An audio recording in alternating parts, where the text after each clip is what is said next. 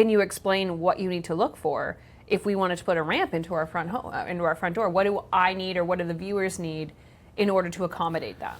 Very good question. So when you're looking at a home, you're going to take a look at the entrance that you're most commonly using, right? Closest to the driveway or garage typically is the entrance people will use for unloading groceries and whatnot. The front door. Front door. Okay, so front door, you're going to look at the stairs and see how many steps there are leading up to that landing. Now above that landing, there's usually another step to get into the door. So really what the task is to make it accessible from where that door threshold lands at the top right down to grade. And that measurement is going to dictate the length of ramp that you need to have. Simple.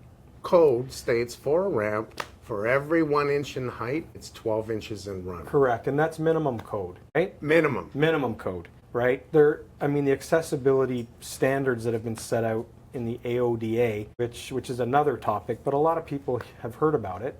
The built environment standards call for 1 in 20 slope, very gradual. Which is easier because you have to think, even at a 1 to 12 inch, in other words, 1 inch, you need 12 inches for that to go up another inch to another inch, so it's a gradual slope. And that's, again, minimum code. But you have to think of someone that's possibly older, a little more fragile, trying to You need that arm strength to get your chair wheelchair. Mobility is key in making that determination, right? Because if a person is using a wheelchair and it's manual, self-propelled, they're pushing it themselves, and they have a lot of strength, they're a Paralympic athlete, 1 in 12, no problem. 1 in 9, piece of cake. 1 in 6, they'll handle it.